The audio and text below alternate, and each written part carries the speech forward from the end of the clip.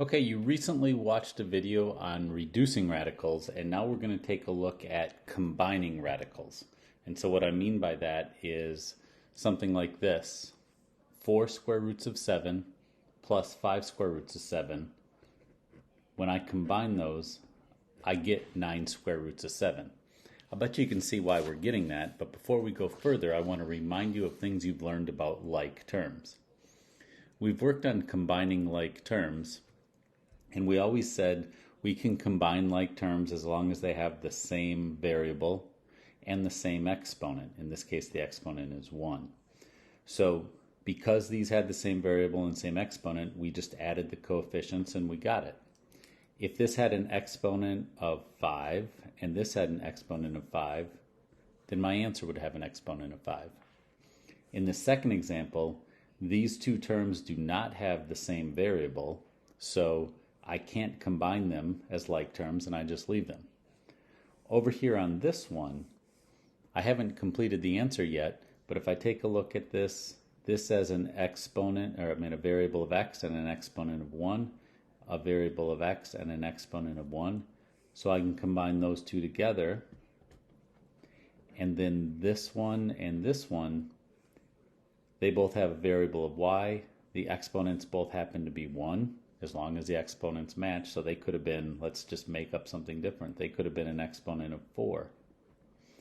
And what I would do is I would take the negative 10 and the positive 3 and call that a minus 7 y to the 4th.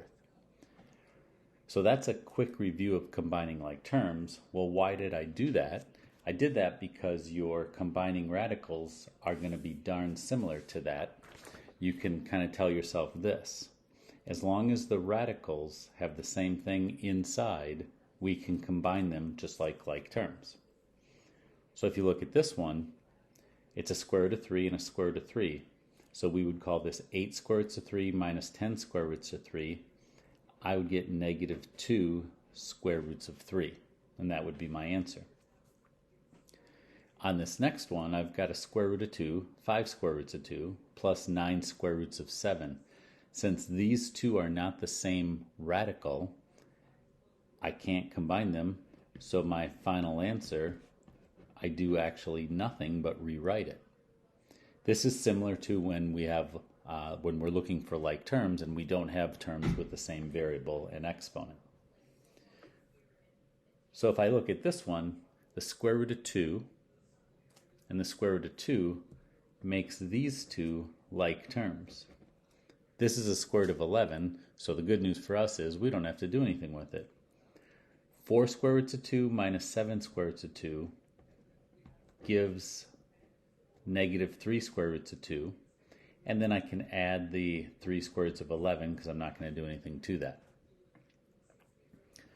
So as you look through these examples, anytime the radicals were the same, we just combined the coefficients.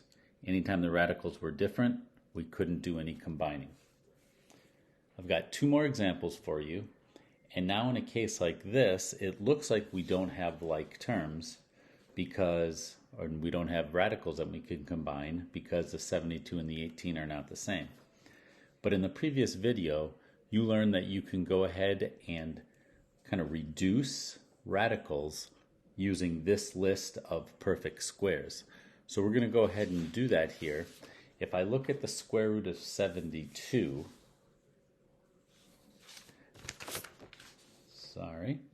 if I look at the square root of 72, I can replace that with a 36 because 36 is the biggest one of these that will divide evenly into the 72.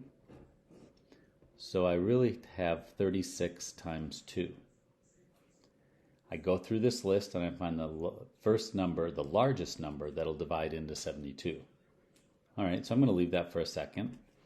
Square root of 18, do any of these numbers divide into 18? The 9 does.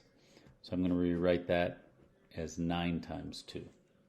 So my original problem, which looked like I couldn't combine those, I tried to do some reducing, and now watch what happens here. The 36 goes to the outside. The 9 goes to the outside as a 3. By the way, the square root of 36 was a 6. That's why that went out there. Now all of a sudden I can combine these radicals and I have my final answer. So if you can reduce the radical, go ahead and do it because it might lead to another chance to combine radicals. I've selected one more problem. It looks like we can't combine them, but watch what happens if I take that 45 and I say, hey, you know what? A 9 will divide into there. So the 4 which is on the outside, I just keep that. The 45 turns into a 9 times 5. I'm going to leave that for a second and I'm going to go over here. Looks like a 4 is the only number that would divide into the 20.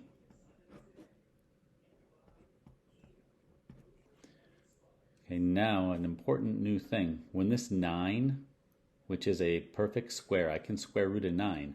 On the outside it becomes a 3. There's already a 4 out there.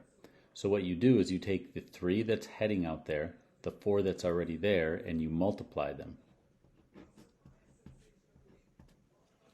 Same thing here. This 4, when I square root it, becomes a 2. There's already a 2 out there, so what I do is I multiply the 2 that's already there with the 2 that's coming out there. 2 times 2 is 4. And now we see that we have like terms, and we can combine them. That answer is 16 square roots of 5. You won't always be able to reduce and then combine, but it's something you should look into and at least check it out to see if it's a possibility.